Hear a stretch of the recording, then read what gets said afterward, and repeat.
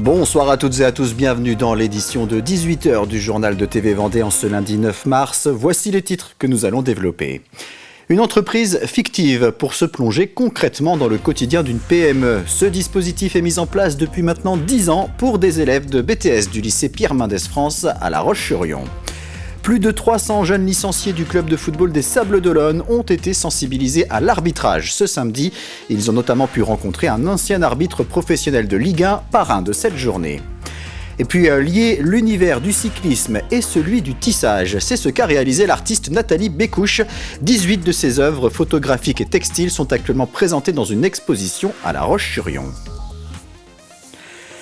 Mais on débute avec ce grave accident survenu samedi à la Jodonnière. Un artisan de la commune a été retrouvé écrasé sous un engin de levage manuscopique en arrêt cardio-respiratoire. Il a pu être réanimé par les pompiers avant d'être héliporté vers le CHU de Nantes en urgence absolue.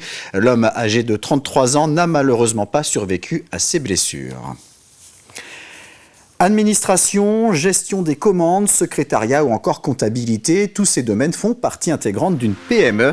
Pour se former et se préparer à assurer ses fonctions dans une future carrière professionnelle, les élèves en BTS Gestion de la petite et moyenne entreprise du lycée Pierre Mendès France à La Roche-sur-Yon suivent notamment un cours intitulé EEP, Entreprise d'entraînement pédagogique. Ils doivent faire fonctionner une entreprise fictive en occupant les différents postes hors production. Un dispositif mis en place il y a maintenant 10 ans. Reportage Grégoire de Châtillon.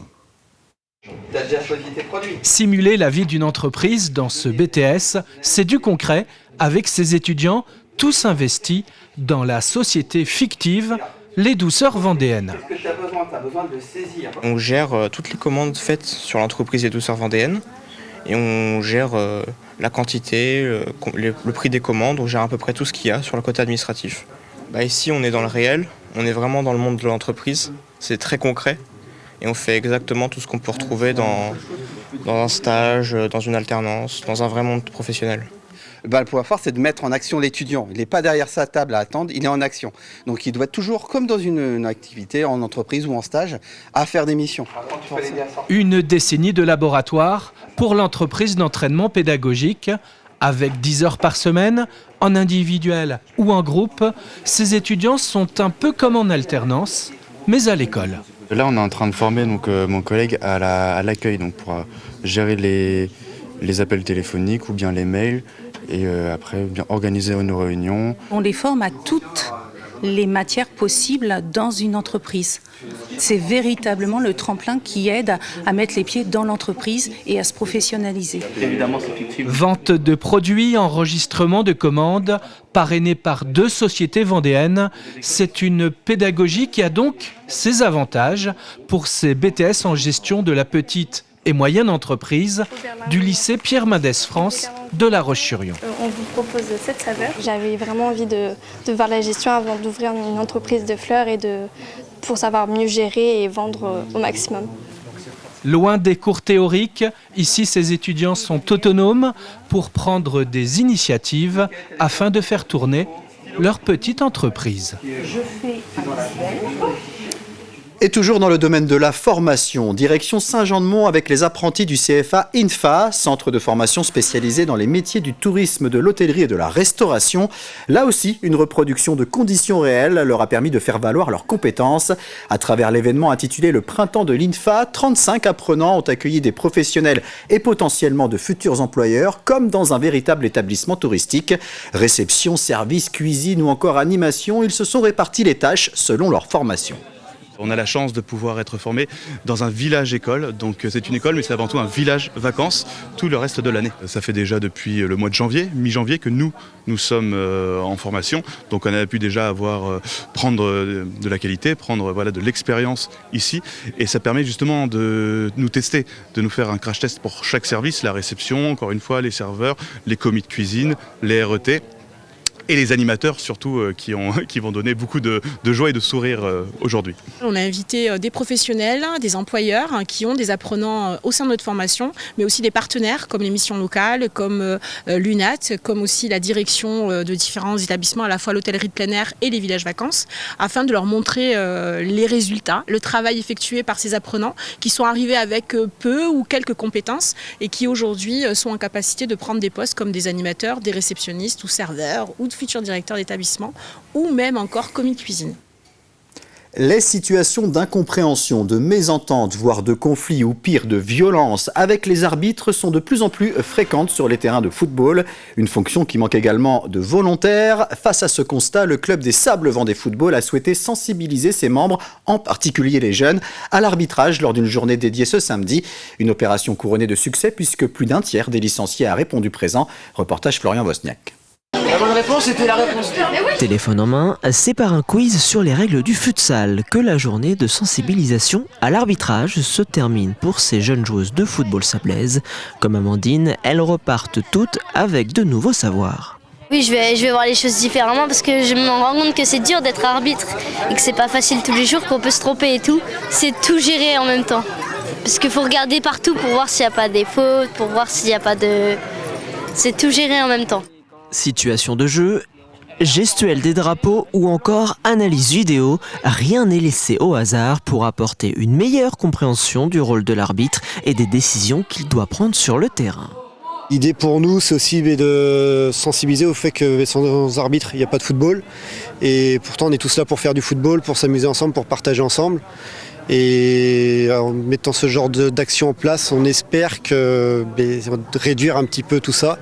Que nos jeunes, nos moins jeunes, quand ils viendront sur le terrain la prochaine fois, ils diront « Ah oui, j'ai connu cette situation-là pendant la porte ouverte ». J'ai commencé l'arbitrage en 95, il y avait 26 000 arbitres en France. 30 ans plus tard, il y a 23 500 arbitres en France.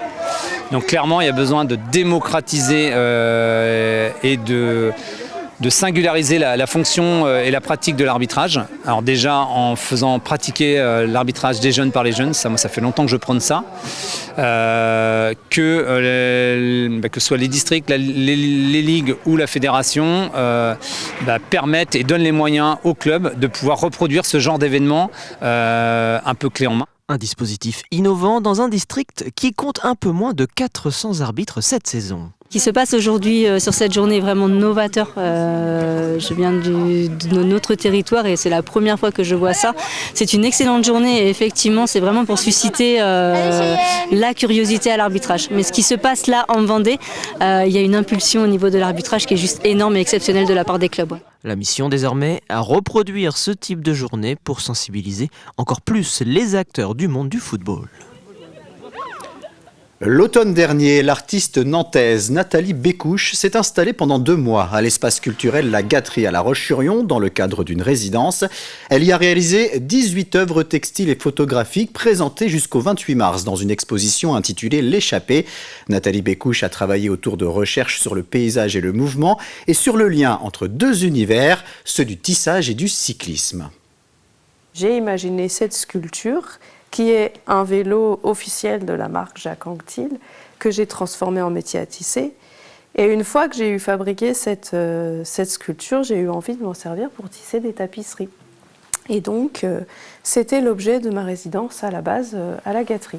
Et pour le cadre de cette résidence-là, j'avais vraiment envie de travailler sur le fait d'être sur la route. Et donc, ça faisait particulièrement sens pour moi puisque j'étais en résidence avec mon vélo, qui est à la base un outil, un moyen de transport tout simplement, qui est assez démocratique, assez universel. Suite et fin de notre série consacrée aux candidats des élections municipales dans les principales villes de Vendée. On vous le rappelle, le premier tour aura lieu ce dimanche 15 mars. Après La Roche-sur-Yon, les Sables d'Olonne, Challans ou encore les Herbiers, je vous propose d'écouter les candidates et candidats tête de liste à Fontenay-le-Comte. Dominique Vergue-Griot pour la liste d'hiver centre Fontenay, la voix du terrain. Hugues Fourage de la liste d'hiver gauche Vivre Fontenay autrement. Ludovic Ogbon, maire sortant et à la tête de la liste Fontenay au cœur. Et William Géberlinos pour la liste écologiste Union de la gauche écologique et sociale. À noter que Charlotte Jiquel, candidate de la liste du Rassemblement national Unis pour Fontenay, n'a pas donné suite à nos multiples sollicitations. Dans nos rêves les plus ambitieux, notre équipe souhaite porter de grands et beaux projets pour embellir notre ville et améliorer notre cadre de vie. Pour concrétiser cette ambition, une condition est essentielle, bâtir une économie forte et durable. Valoriser nos commerces et artisans locaux, conforter nos entreprises existantes et en implanter de nouvelles.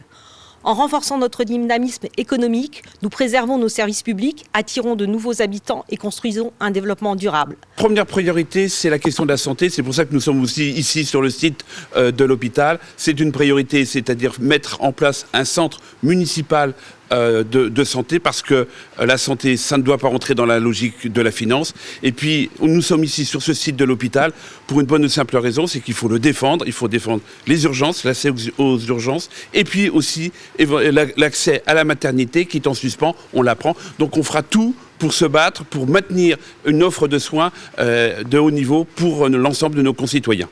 Je me présente aux élections municipales avec mes 35 colistiers, parce que je suis maire en place et surtout nous voulons continuer à travailler à développer cette ville, à garder le cap d'un Fontenay-le-Comte qui se réveille et qui va beaucoup mieux.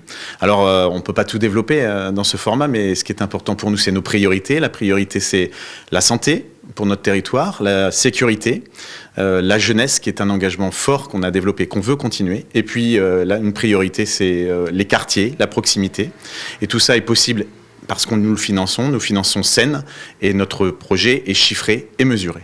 Notre objectif, c'est de faire de Fontenay une ville d'avenir et une ville attractive, et on pense que l'attractivité, ça passe par du service public renforcé, donc avec un accueil pour toutes les personnes, que ce soit en situation de handicap ou des personnes de minorité. On pense aussi qu'il est nécessaire d'avoir une mobilité plus importante sur le territoire, via un Fontenay-Lys augmenté, des pistes cyclables sécurisées et un réseau piéton préparé pour demain. On souhaite aussi avoir une ferme en régie municipale qui permettrait d'alimenter les cantines et créer un accueil de jour pour réinsérer des personnes qui seraient dans des situations d'extrême précarité. C'est la fin de ce journal. Prochain rendez-vous avec l'actualité dès 7h du matin dans la matinale avec Simon Philippot. Très bonne soirée sur TV Vendée.